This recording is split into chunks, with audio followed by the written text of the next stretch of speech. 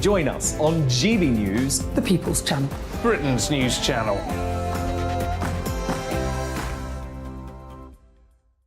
Hi there, it's Stephen and Anne. At breakfast from 6 a.m, you'll always be caught up with everything you need to know, the latest headlines, opinions and debates. We'll bring you the good news and the bad, but most of all, we're here for you. Remember, send in your views and let us know what you would like us to talk about. That's because we're your news channel. And every morning at 6 a.m, it's breakfast on GB News.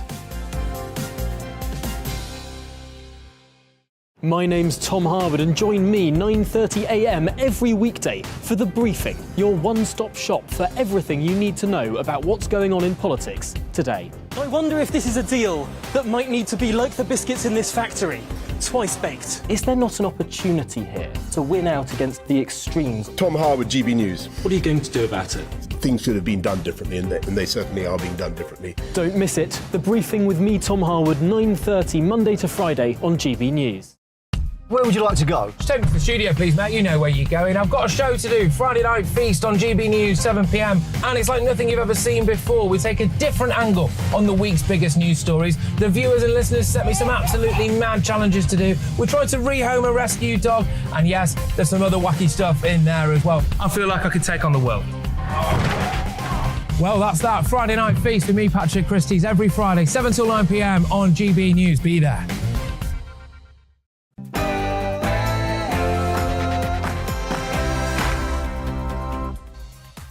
And welcome once again to On the Money, where we're focused on the UK's cost of living crisis, helping you to beat the squeeze. I'm Liam Halligan. For the next hour, we'll be talking about inflation, specifically the new figures released this morning by the Office for National Statistics. Headline inflation is almost 10%, but as we investigate, the inflation many of us are experiencing is actually a lot higher. Plus, we hear about farmers' concerns during this hot weather, and we talk about the prospect of postal strikes. On the Money, after the GB News headlines with Rosie Wright.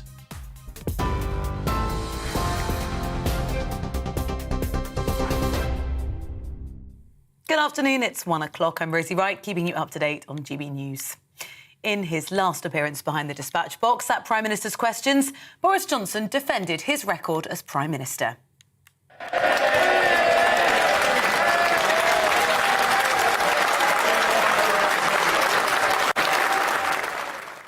He left the chamber to a standing ovation from the Conservative backbenches. He pointed to the government's handling of the COVID vaccine rollout, as well as Brexit and economic growth. However, the Labour leader Sir Keir Starmer attacked Mr Johnson's legacy, criticising his economic policies. I think the message coming out of this leadership contest is pretty clear.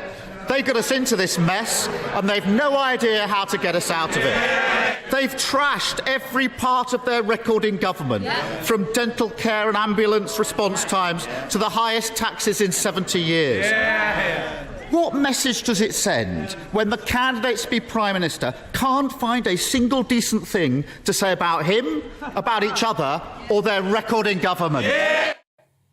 Mr Johnson says he's proud of what he achieved during his time as Prime Minister. We got Brexit done. He voted against it 48 times. We got this country fast out of COVID in spite of everything he would have kept, and when he would have kept us in lockdown. We're fixing social care, Mr. Speaker, when they have no plan and no ideas of their own. We've restored our democracy and our independence. We've got this country through COVID, and I'm proud to say that when it comes to tackling climate change or sticking up for Ukraine, we have led the world on the international stage. Well, who'll be the next person at Prime Minister's Questions? Voting's open for Tory MPs in the final round of the Conservative Party leadership contest today. In the last round, the former Chancellor Rishi Sunak secured the most support, whilst International Trade Minister Penny Mordaunt and Foreign Secretary Liz Truss came second and third. Well, the voting closes at 3 p.m.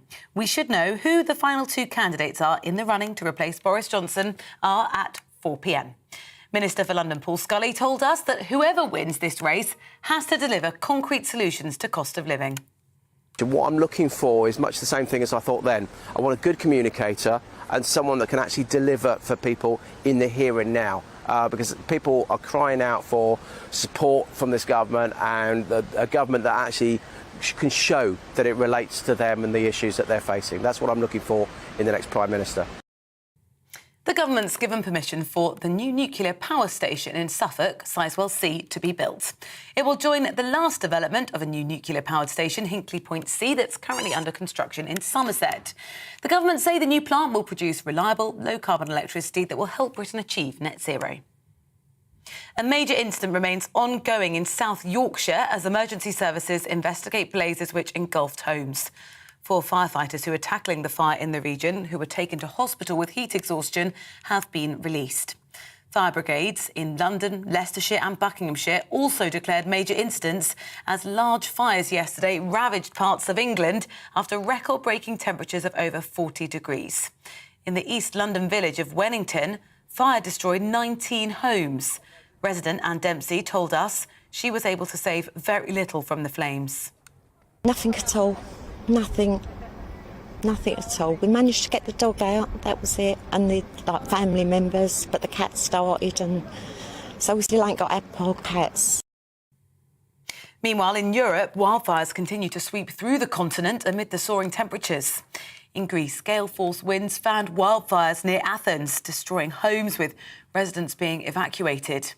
In France, the President, Emmanuel Macron, is due to visit the Gironde region later today, where up to 40,000 people were evacuated. More than 30 fires have been reported in Spain, close to the border with Portugal. Well, earlier today, hundreds were forced to evacuate northeast Italy as fires caused gas tanks to explode. Inflation has reached a 40-year high of 9.4%. The ONS says the increase, up from 9.1% in May, was driven by rising fuel and food prices. The Chancellor, Nadhim Zahawi, and the Governor of the Bank of England, Andrew Bailey, both pledged last night that they would get inflation under control. There's been a surprise victory at the World Athletics Championships in the US. Jake Whiteman has won the 1,500-metre gold medal. Well, the Brit overtook the current Olympic champion and favourite to win on the final lap, taking home the first British gold medal of the US competition. His father, Jeff, was commentating the race and said, "That's my son, he's a world champion." This is GB News. I'll bring you more as it happens. Now let's head back to Liam for today's On the Money.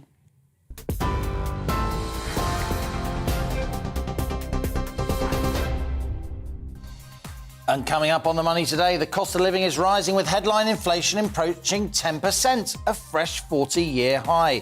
We discuss how high inflation could go and why genuine inflation for many households, firms and other suppliers is actually much higher than the numbers that we hear in the news.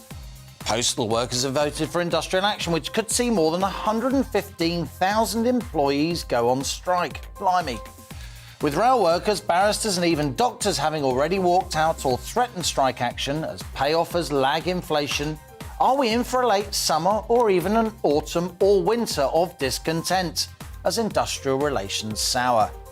Plus, each day on The Money features an in-depth Money Talks interview. Well, today we meet the man who previously ran the operations of Porsche, BMW and Lamborghini here in the UK. Automotive executive and tech investor Kevin Gaskell joins me in the studio for our latest Money Talks chat later in the show. And as ever, I want your questions, opinions, ideas. What do you think of the issues raised in today's On the Money? Is inflation higher than the numbers we hear? Is your cost of living rising by more than 10%? Email gbviews@gbnews.uk or tweet @gbnews. And don't forget to subscribe to our YouTube channel. I'll read out some of your messages later in the show, so stay with us because this is GB News. I'm Liam Halligan, and you're on the money.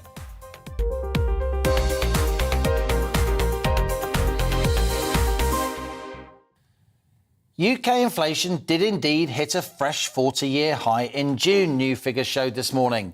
The Consumer Price Index was 9.4% higher than in June 2021, as rising petrol and diesel prices and dearer food saw the cost of living crisis intensify. CPI inflation to 2.5% this time last year has risen for 9 months in a row, and it gives me no pleasure to say this, inflation will likely get worse before it gets better. CPI inflation of 9.4% in June was already higher than expected, but RPI inflation, that's measured by the Retail Price Index, which includes housing costs, was 11.8% up in June. Now check out the Producer Price Index, PPI, the cost of the outputs that firms sell to wholesalers. That was up 16.5% during the year to June, pointing to more inflation in the supply chain. Even more worrying, in my view, is that the PPI Inputs Index up an astonishing 24%. That shows the sky-high costs that firms pay for the inputs they need to provide the goods and services they then sell on to us. Again, that points to more inflation to come. So it strikes me, with producer PPI inflation way above the CPI, the Consumer Price Index, that price pressures in the pipeline will eventually feed through into the inflation we see in the shops. And I'd go further, arguing that even today's CPI inflation number is a serious underestimate of the price rises many of us are actually living with, because the cost of essentials has been going up by much more than that official 9.4% CPI inflation measure. The ONS data shows that gas prices, they're up 95% since last June. Electricity is now 53% more expensive. Petrol and diesel is up 42% on average over the last year, says the ONS. And home insurance, that's 23% dearer. So my point is that if you're from a less well-off household, you, of course, spend a much higher share of your income on the essentials, not least fuel and utilities. So for millions of families already struggling, the cost of living is actually rising by much more than the 9.4% headline CPI inflation number. But with even the CPI set to go higher over the coming months, the Bank of England's Monetary Policy Committee will surely put interest rates up when it next meets in early August. And that's our On the Money question today. How high will UK inflation go?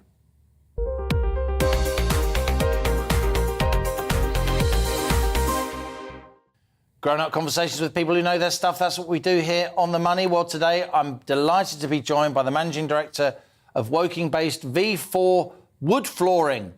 And that's Joe Sims. And here in the studio, it's Max King, Investment Trust Director and columnist at Money Week. Let's go to you first, Joe. It's great to have you on the show. We love to feature small business leaders, people making their way, employing people, trying to do better for themselves and their family.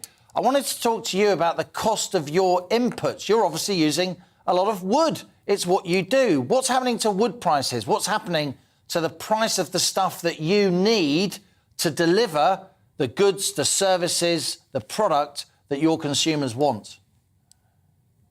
Well, thanks for having me. I mean, yes, it's going up in every aspect, really. Everything we do is being faced with extra costs. We're an ambitious company with big growth plans. We supply an in-demand product to the UK, and in recent times we've been selling into Europe. We import from the world, so we interact with suppliers' markets on all sorts of levels. So, you know, this is a global issue, but specifically to us, it's getting the product into the country and then getting it out to our customers and their end users. So we're really noticing the increases on fuel charges, raw material costs, because every material is in demand at the moment, so we're all feeling it. But we're fortunate enough to work with a very sustainable product, so supply is manageable. We'll only ever buy from managed and responsibly sourced forestry, and it really our biggest issues are getting the product in and then distributing it to our network of retailers and their end users, I would say. It strikes me, Joe, that wood flooring, it really is, you know, it's a perfect storm for you guys. You're using wood, which is going up in price. Wood is actually quite heavy. It's quite expensive to import, export, to move around the country. The wood you're using is processed. That means energy for machines. It means skilled workers. And then you need skilled workers again to lay the wood floors in the homes and the businesses that you service. So from all directions, your cost base is going up, and that must be pushing up the price that you eventually charge the end users. Definitely. I mean, we're seeing temporary energy surcharges from manufacturing. You know, it goes hand in hand. They need energy to produce. So you can understand these costs. But you're right, you know, we're looking at having to pass some of the cost on, but we've done everything we can not to do that. You know, we've tried to hold our prices. We've only really looked at, from V4, we've done 4 price increases in 2 years, where we've been facing price increases from supply chains monthly. So we've done everything we can to swallow a lot of the cost so that we can pass on some confidence to our resellers so that they can go out.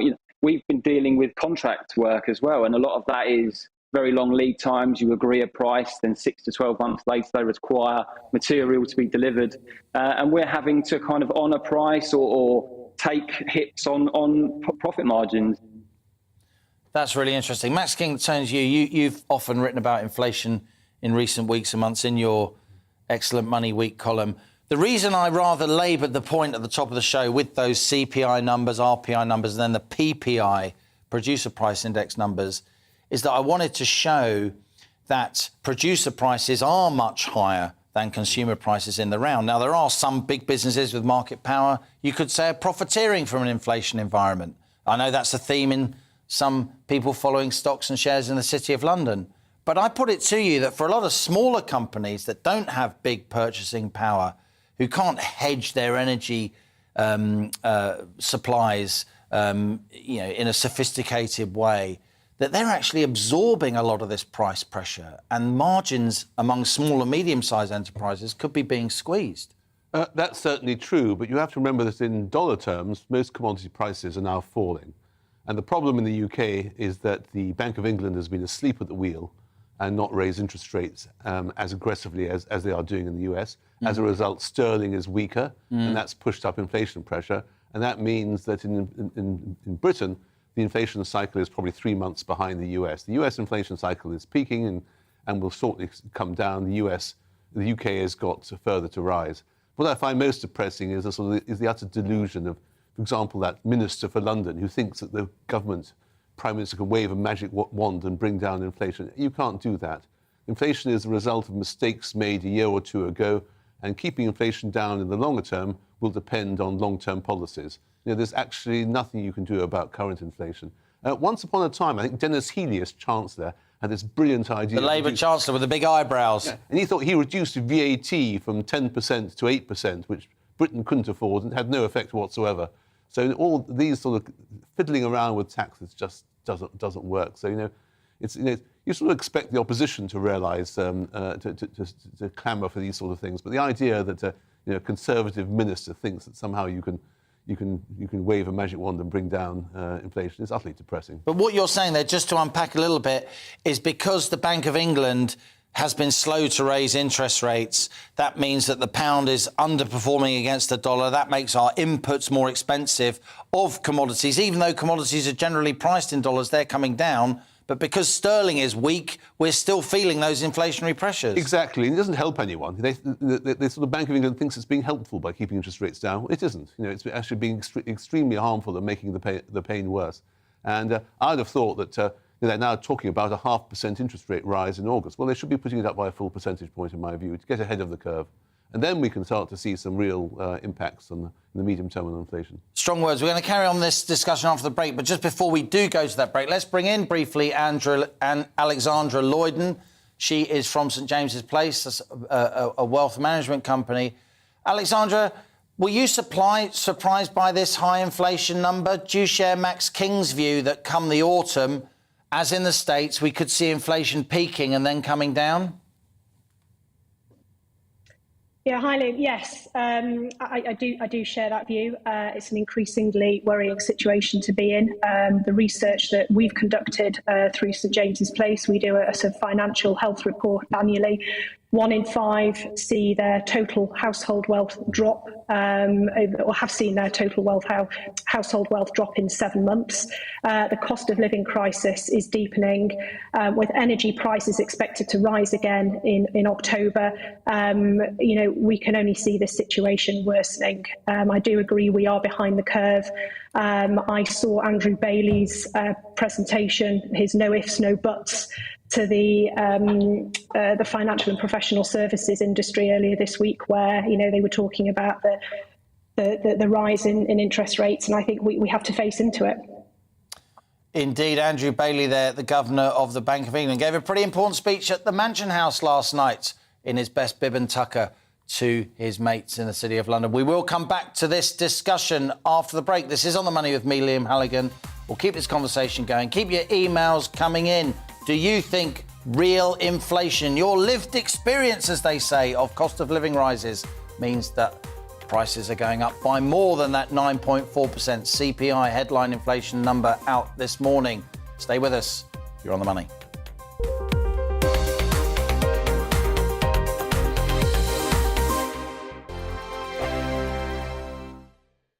We are GB News. We're right across this great nation.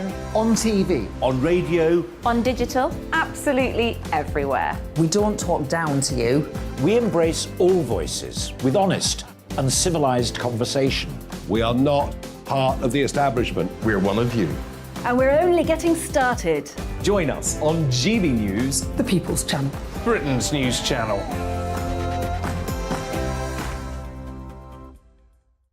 Hi there, it's Stephen and Anne.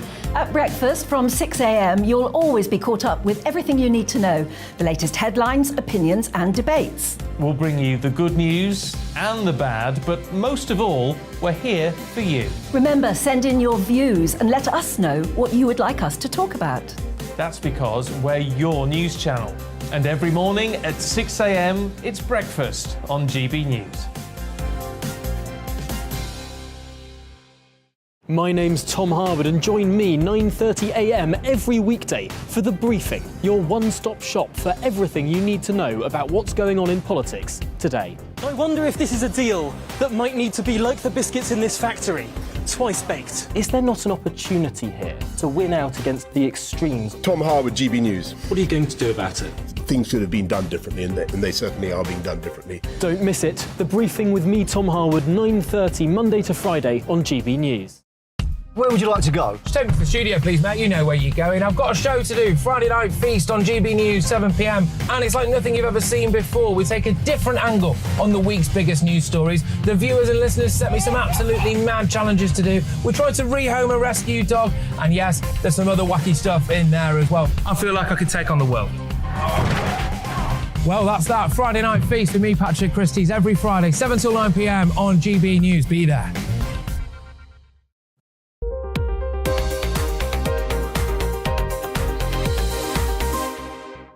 Welcome back. You're On the Money. It's 1:20 here on GB News TV, DAB plus digital radio and online. We are discussing that new inflation number came out this morning, 9.4% consumer price index inflation. The retail price index is much higher. It's 11.8% inflation.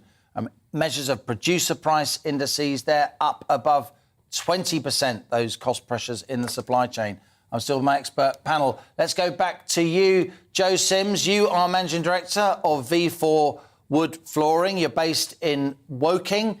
You were talking before the break about the extent to which your input prices were going up. You're having to absorb a lot of those price increases within your company. It must be impacting your profitability. Just describe to us, some people think inflation is a kind of arcane concept. You're probably too young to remember the 70s. Of course you are, unlike me and Max here in the studio. Are you surprised, as a sort of, citizen of the UK, the impact that inflation has had on not just your business, but the businesses of people you see around you? Yeah, absolutely. I mean, it affects people on every level. I mean, looking at the human element of it, we've got a team of guys here who are also feeling the pinch. There's costs increasing across the board. It's every part of it. It's everything we do as well. It's the small things. The food. We have a showroom here where we supply coffee, milk. But it's every single aspect of it that surprises you the most. It's almost like you cannot get away from it being affected on your daily life, your work life, and unfortunately, it's the end user, the consumer, who feels it the most with these price increases. It is a very surprising thing. Alexandra Lloyden of St James's Place Wealth Management. What is your advice to people who may be lucky enough to have a few quid stashed away? They're thinking about how they invest it. Should they be in stocks and shares? How can they protect themselves from inflation? Because it strikes me, I was thinking about this coming to work this morning, thinking back to the 70s, yes, headline inflation then might have been higher, 18, 20%, even more. But back then, interest rates were 10, 11 or 12%. So just by sticking your money in the bank, you got to protect it in part from inflation. You can't do that now because you're lucky if you get any interest from the bank. Yes, that's right, Liam. I mean, we wouldn't be recommending for clients to sort of hold significant or sizable percentages of their available capital in cash because of the risk of inflation. However, appreciating that, you know, with the rising cost of living, people are probably not going to have as much disposable income or capital as they did have. But essentially, you know, our advice would be try and save and not spend. It can feel like a challenge when the cost of daily expenses is rising, but where you can save and you can invest and you can inflation-proof that money and that capital, we would be strongly encouraging clients to consider that any surplus capital they have to protect it from inflation. Max King, much of what you write about for Money Week these days is macroeconomics and policy and so on. But you are, we met when you were a professional asset manager. I was working in the asset management industry.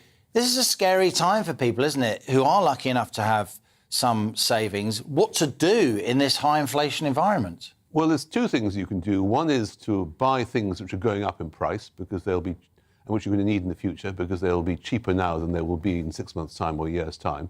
That's a classic sort of thing you do in Argentina. Nobody saves any cash, you know.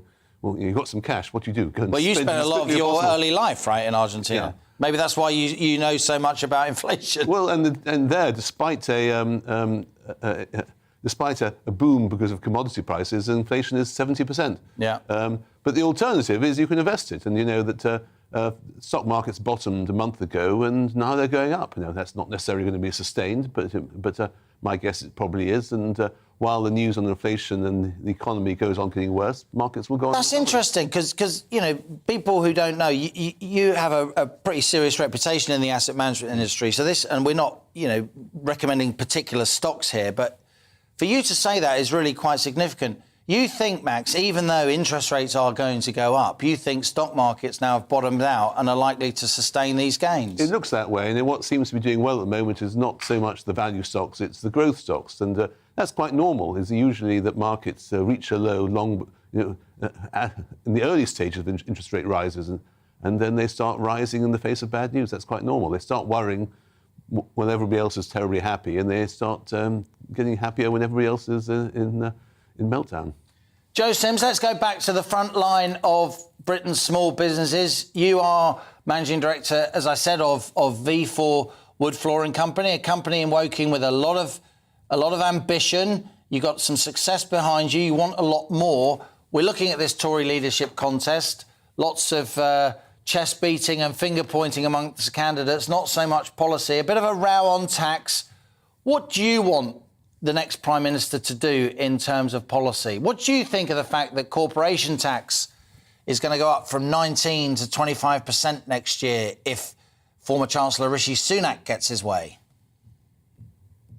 Well, it's a difficult topic. I mean, we're looking for some sort of stability, really. And as I say, we're looking to grow. We're looking to move into new markets. We just need, some form of help in that, guys. You know, we are reinvesting back into our own business. We are, looking at new websites, new products, new staff training, new vehicles. We're looking at more fuel-efficient vehicles, electric vehicles. We just want some stability from the government, really. That's where we can then move forward. It's incredibly hard to make business decisions with such uncertainty. And Alexandra, finally to you, a lot of your clients will be people who own and run businesses who are coming to you for investment advice. What is the state, in your view, of British business sentiment at the moment? There's so much bad news around. You know, I feel terrible every day. We try and pick out some good news stories and put them forward to our viewers and listeners, but it seems as if the business community is being pummeled. Are you feeling that coming through when you talk to your clients, when they talk to you? I think it's mixed. I think it depends how sort of prepared you are for the situation that we're currently in. Some clients are more resilient than others. We spoke about it earlier. Businesses, some businesses are in different shapes to others. I think in situations like this, as I say, we encourage clients to see it out. Don't act irrationally. Make sure that you are making informed decisions, and essentially, sort of bear in mind that if you are sitting on huge sums of cash, whether that's personally or within your business, that in high inflationary environments, the impact that has on the long-term value of your own wealth and that of the business as well. Talk to you today. You are from St James's Place. I enjoyed also talking to Joe Sims of V4 Wood Flooring. An important discussion there on inflation. We'll obviously return to that subject soon here on The Money. And Max King is staying with me for the rest of the show. Thanks for your comments, Max, too. This is On The Money with me, Liam Halligan. Coming up, as over 115,000 Royal Mail workers vote to strike, we discuss what could be the biggest industrial action to hit Britain so far this summer. And today's Money Talks interview, it's a treat for the petrol heads, because I'm talking to serial entrepreneur and British businessman Kevin Gaskill. He'll be telling us how he became Porsche GB's youngest ever managing director and how he saved the famous car brand from bankruptcy in this country. But first, the GB News headlines with Rosie Wright.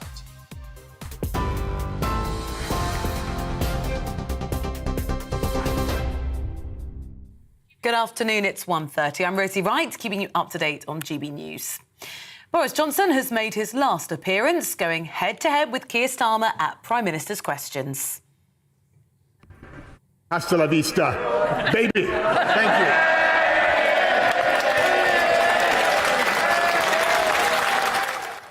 Well, those were his parting comments. As he left the chamber, the Conservative backbenchers stood and applauded.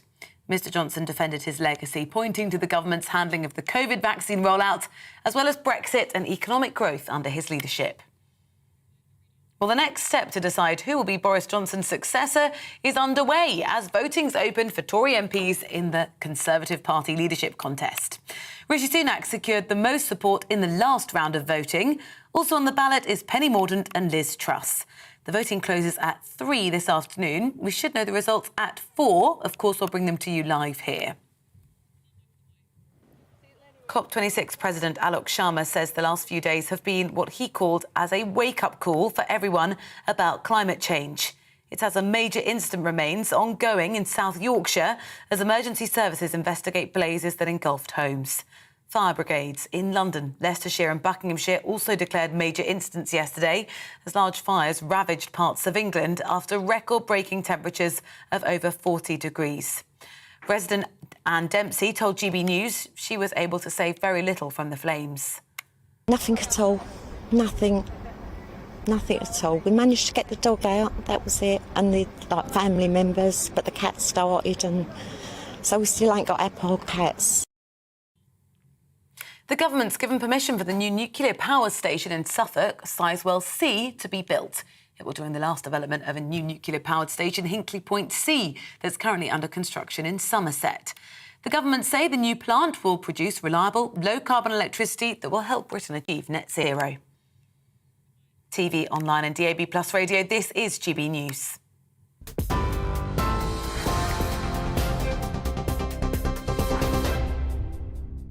Direct Bullion sponsors the Finance Report on GB News for gold and silver investment.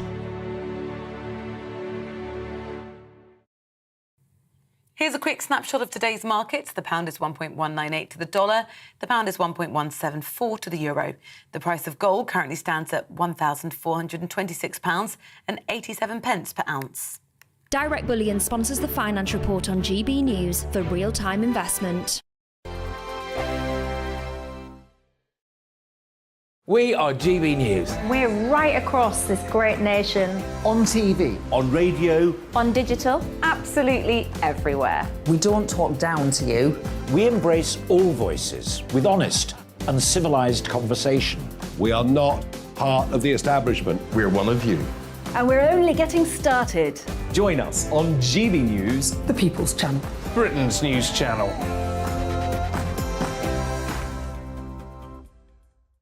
Hi there, it's Stephen and Anne. At breakfast from 6 a.m, you'll always be caught up with everything you need to know, the latest headlines, opinions and debates. We'll bring you the good news and the bad, but most of all, we're here for you. Remember, send in your views and let us know what you would like us to talk about. That's because we're your news channel. And every morning at 6 a.m, it's breakfast on GB News. My name's Tom Harwood and join me 9:30 a.m. every weekday for The Briefing, your one-stop shop for everything you need to know about what's going on in politics today. I wonder if this is a deal that might need to be like the biscuits in this factory, twice baked. Is there not an opportunity here to win out against the extremes? Tom Harwood, GB News. What are you going to do about it? Things should have been done differently, and they certainly are being done differently. Don't miss it. The Briefing with me, Tom Harwood, 9:30 Monday to Friday on GB News. Where would you like to go? Just take me to the studio, please, mate. You know where you're going. I've got a show to do. Friday Night Feast on GB News, 7 p.m. And it's like nothing you've ever seen before. We take a different angle on the week's biggest news stories. The viewers and listeners set me some absolutely mad challenges to do. We tried to rehome a rescue dog. And yes, there's some other wacky stuff in there as well. I feel like I could take on the world. Well, that's that. Friday Night Feast with me, Patrick Christie's, every Friday, 7 till 9 p.m. on GB News. Be there.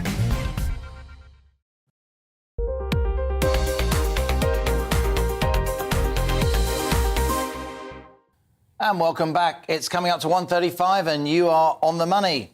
Now, does the UK face a winter of discontent? That was the question I posed back on the 3rd of January, at the top of the first On the Money of 2022. Sadly, my prediction seems to be coming to pass.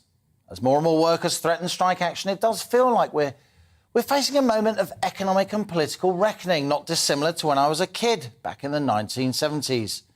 Over recent weeks, Conservative infighting, of course, has toppled Boris Johnson's leadership, sparking huge political uncertainty. And meanwhile, the cost of living crisis intensifies as fuel and food prices rise. And as wages lag inflation, rail workers, doctors, barristers, many people are either taking or threatening to take industrial action.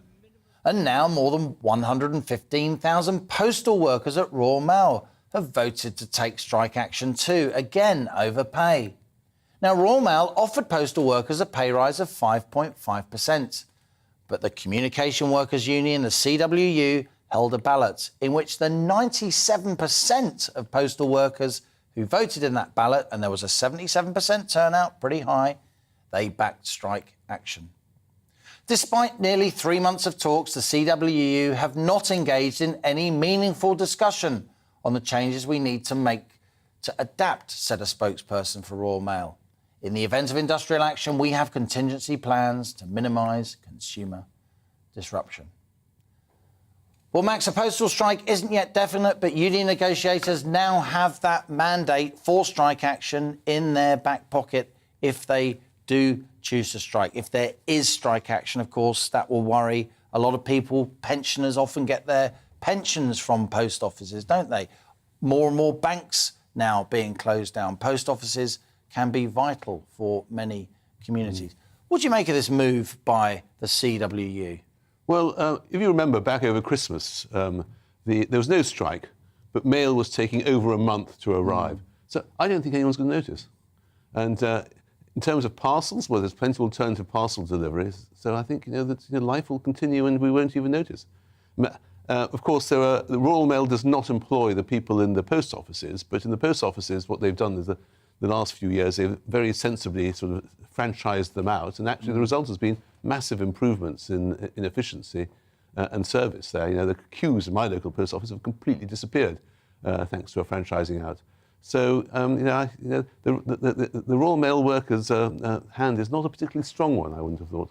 It's true, isn't it? The post office does face a sort of existential crisis. We're seeing pictures of letters now, for those of you watching on TV, as paper letters become less and less important. All right, we still send each other cards at Christmas, but my kids don't send Christmas cards, for instance. They send each other, electronic messages.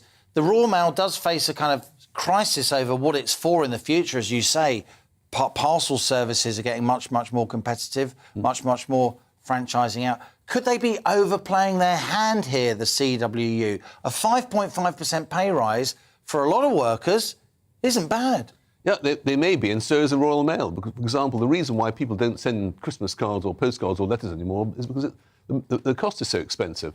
So, you know, why would you send a letter or a card which costs nearly £1, I think, and when the and probably won't arrive for a month, when the alternative is sending an email which will arrive in 5 seconds. So I think they are overplaying their hand.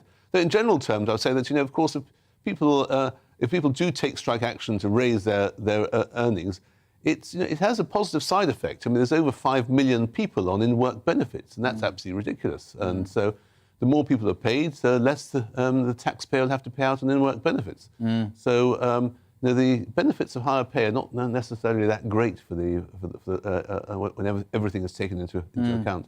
And just zooming out to the bigger picture here, we both remember the 70s, the winter of discontent, particularly in the late 70s. Back then, 50% of British workers were in a trade union. Now it's more like 25%. But still, trade unions are powerful in the public sector and indeed in some areas that are now in the private sector that used to be in the public sector, like railways and so on. Do you think we could face lots and lots of strike action this autumn and into the winter? That could be pretty tough for the incoming Prime Minister to handle. Well, it could be, but you know, the government is increasing its grip on the economy. And, for example, we were back to the old days of British Rail.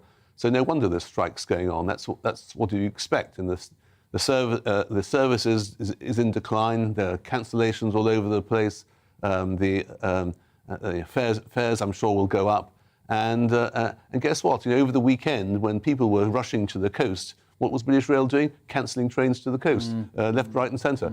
So you know, I think we're just seeing a return to the bad old days of government, the dead hand of government over much areas of government. And yet you still think, you don't say things, I know from talking to you over many years, without thinking them through. You still think, Max, even though we are going to see an increase in that off-gem energy price cap this autumn, almost certainly, because of where wholesale gas and oil prices are and coal prices and all the other things we use to generate our electricity. And we are probably going to see some industrial action leading to higher wage settlements. But you still think the big picture here is that inflation will peak in the autumn and then start coming down by the time we get into Christmas and into 2023? Yeah, I think it will. But the big problem with the off-gem price cap is not the price cap at all, is that the weather gets colder. So the fuel heating bills are minimal now, and they will be quite substantial when it comes to winter. So that will be the problem over the winter, much more than what the off-gem cap is or isn't. So you know, I think you know, that's what people should be worrying about, is the fact they've got to turn the radiators back on. So yeah, I think industrial action is a fact of life, but the world is much more flexible now. People don't go into the office or into work 5 days a week, and certainly not in London. People have got alternatives, so they're much less affected by strike action. We don't have the sort of the National Union of Mine Workers or the electricity workers who are able to place a stranglehold on the economy. So but we do have the national, you know, we have teaching unions, we have the BMA Doctors Union who are now calling strike action inevitable. This could still really impinge on people's lives and indeed on the ability of businesses to keep going. Yeah, it could do, and it could well do. But I don't think there is the same stranglehold as we had in the 70s. So I don't think it'll reach those levels. And some of these wage demands are reasonable. You know, you can't expect people to sit back and accept 5% pay rises when inflation is 10%, unless they perhaps have the assurance that these wage rises will go on continuing even when inflation comes down. So I'm not surprised that people are upset. Of course they'll be upset. Max King of Money Week, always good to have you here in the studio. I enjoyed our discussion. Now, yesterday, the UK recorded the hottest day in its history, of course, as temperatures soared above 40 degrees Celsius for the first time on record. Major incidents were declared by fire brigades in London, Leicestershire and South Yorkshire as dozens of fires broke out. And now farmers will be worried about the damage from this very hot weather to their land and their crops. Our East Midlands reporter Will Hollis joins us from a farm in Lincolnshire. Will, I hope you got your sun cream on there. Tell us about the concerns of farmers after this hot weather. Yeah, well, it's a lot more overcast today. As you said, we saw those record-breaking temperatures not far from where we are in Leadenham, Coningsby, which was 40.2 degrees, I think it was, the hottest day, the hottest temperature ever recorded in Britain. As you say, farmers, they'll be out in the fields all day trying to get through this hot weather period. One of those farmers who is trying to manage his land at the moment is Andrew Ward. Andrew, you've got wheat, you've got all sorts of different crops here as well. How has it been trying to farm them over this period of a heat wave? Well, we've had a couple of days of 40 degrees heat, which, yes, is absolutely unbelievably hot. And the crops have suffered, but we've been having drought for the last few weeks and the last few months, so these crops have been affected for some time. We've got vegetable farmers not far from here who hand-pick a lot of crops, and they've struggled with that. The workers couldn't work in the heat, and, yes, so some of the crops have suffered as a result. We've seen a lot of city fires in London, but we've also seen a lot of grassland fires, woodland fires, and farms catching fire. What would it mean for a farmer right now if they did experience this? What would it actually be like for them? Well, it's something you can't do anything about, but having a fire across a field of wheat, such as this one behind me, would be absolutely catastrophic. You spend your whole year growing it, put in the ground invariably September, October. You can't get insurance on something like this, so you'd actually lose the whole of that crop and that income from that crop. You've had all the input costs of spend on that crop and no return. And also, don't forget that the straw from that crop might actually go to animal feed. So you might have sheep and cattle in Wales or Cumbria would be relying on that straw to bed down with and feed in the winter, and they won't have that. And then also you've got the wildlife and the environmental damage from the fires as well. So it is a really, really big problem. Behind us we've got golden yellow wheat. It isn't quite ready yet, but when it is, it might be going to supermarkets where consumers might be buying it. Right now the cost of everything is going up. We've seen 9.4% inflation for the consumer price index. What's inflation like for you as a farmer at the moment? Well, if I'd got agriculture inflation here at 9.4%, I'll be jumping up and down with joy, because at the minute agriculture inflation is running to an average of about 25 or 6%. But we have some products, nitrogen fertiliser that this crop behind me has been used on to grow. Nitrogen fertiliser has gone up 400%. We've got fuel has gone up 200%. My biggest tractor on the farm, it takes red diesel, 1,800 litres to fill that tank.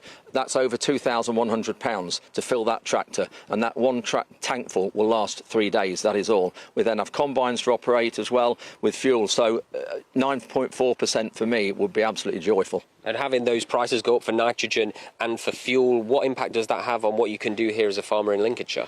Well, we're doing everything we can to try and minimise the impact. We use all the technology we can to see how much nitrogen is in the soil, because there is some nitrogen in the soil from the previous crop. So we're utilising all the technology so we don't over-apply nitrogen on any of the crops, and using previous crops and pulling nitrogen from the atmosphere as well. So we're using everything we can to try and help us. I'm sure watching things like the heat wave and the prices go up, it can be quite stressful right now as a farmer. But having done this for such a long time in Lincolnshire, I'm sure it's not a job that Andrew will be willing to give up anytime soon. But back to you in the studio now, Liam.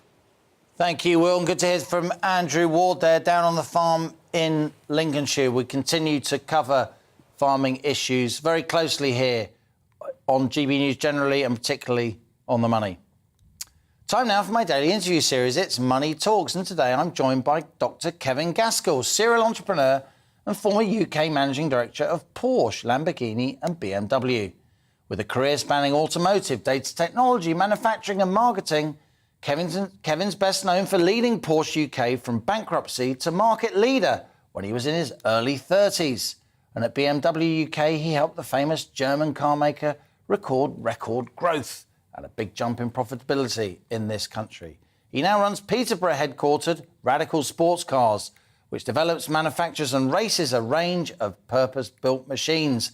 So here he is in the studio. A treat for the petrol heads. It's Kevin Gaskell, my latest guest on Money Talks.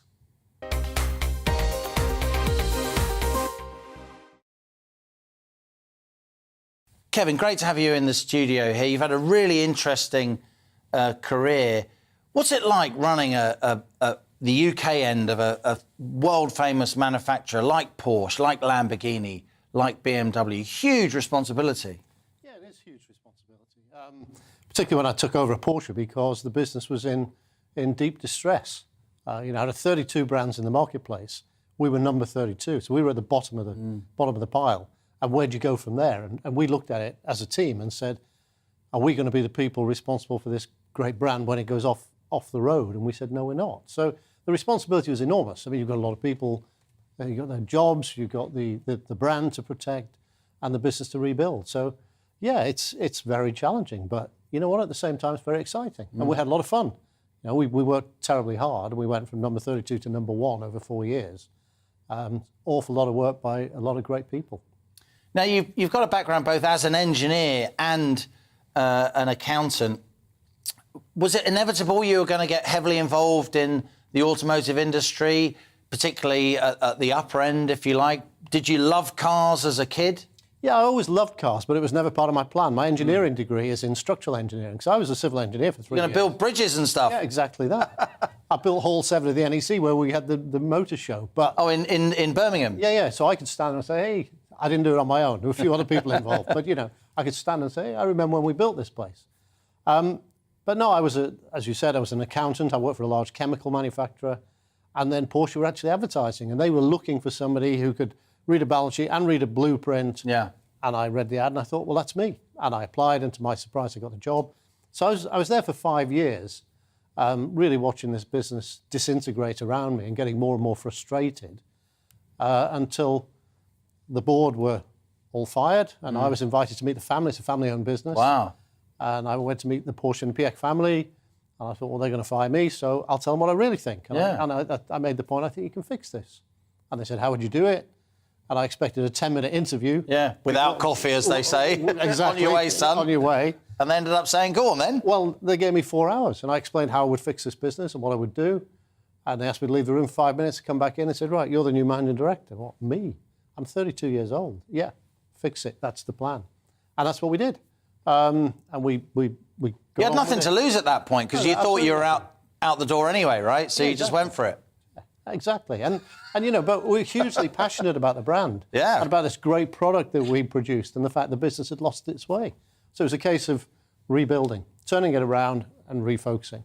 And then from there, I bought Lamborghini GB for £100,000, the whole company. Yeah. And then we turned that into something special. And then BMW knocked on the door and said, would you come and run our business? We love what you did at Porsche, but it was always a bit rocky, wasn't it? And I said, well, it wasn't rocky. We just changed a lot of stuff. Mm-hmm. Well, would you come and run our business? And whatever you do, don't knock it off the rails, because, we're going really quite well. Mm. But when I looked at it, I actually thought we could do a lot more with this business than was being done. So again, it was a case of inspiring the team, deciding where we were going to go. And over the next 4 years, I was presented with a plan that said, please grow this business at 4% per annum. I actually grew it at 80%, and we grew operating profit by 500%. Tell us about the business you're focusing on now. Radical Sports Cars in Peterborough. Yep. We talk on this show a lot about the cost of living, about people trying to make ends meet, and you're basically in the up-end sports car business. How is that business getting on at a time when there's a lot of economic struggle and woe out there? Is it still a thriving sector? Because the Brits we're pretty good at this kind of stuff, aren't we? High-end manufacturing, particularly when it comes to sports cars. Yeah, we're really good at it. Radical is the biggest manufacturer of racing cars in the world. And this year is our biggest year ever. Now, you've got two competing forces. One is a new management team went into there 3-4 years ago, and they've done a great job of focusing and developing the business and new products and starting to really engage the customers.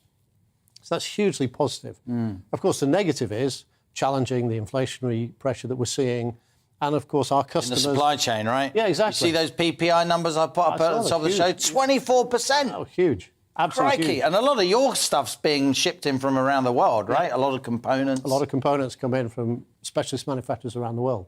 So we're facing that as a negative pressure.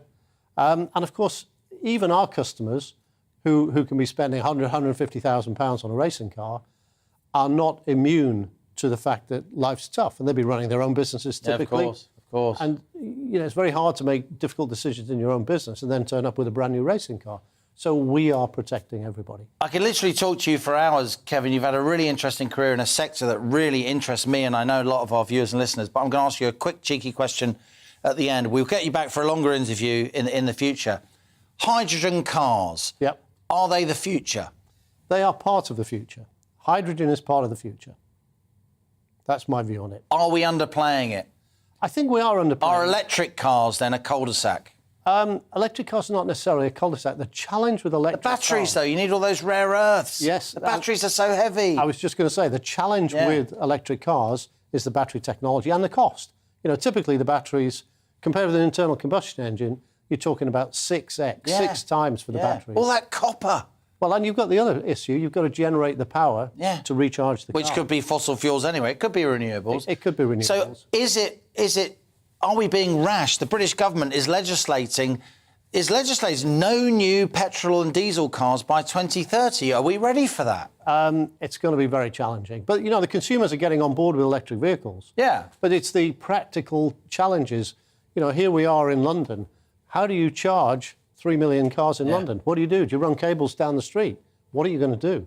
Because the charging infrastructure isn't there. And even when the charging infrastructure is there, do we have the generating capacity to be able to power that quantity of electric vehicles? Very challenging.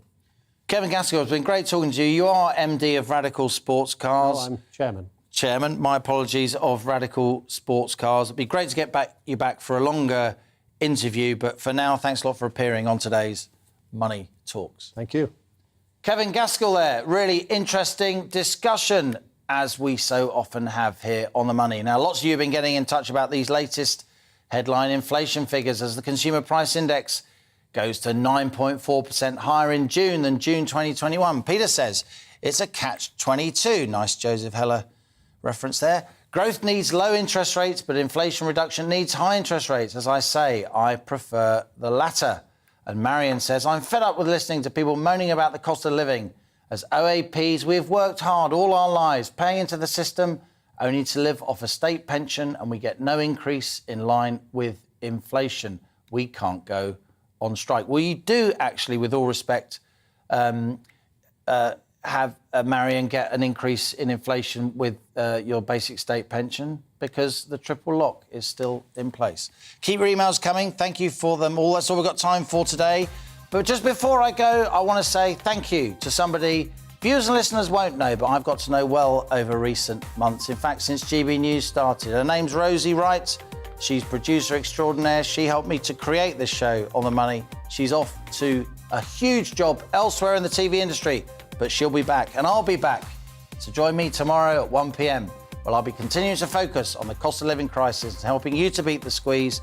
This is GB News. I'm Liam Halligan, and that was On The Money.